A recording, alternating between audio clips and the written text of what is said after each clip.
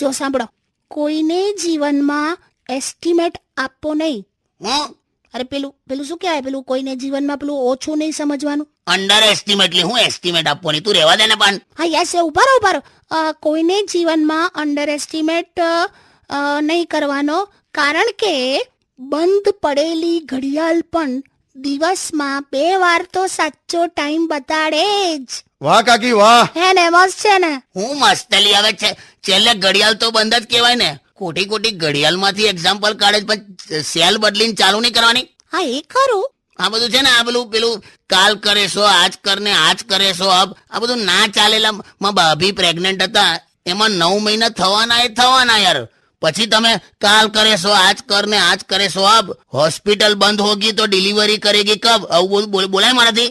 આ તો એક સુવિચાર છે. હા તો એવું હોય ને તો તું એક કામ કરાય, લખી લે સુવિચાર. હું કહું છું લખી લે કે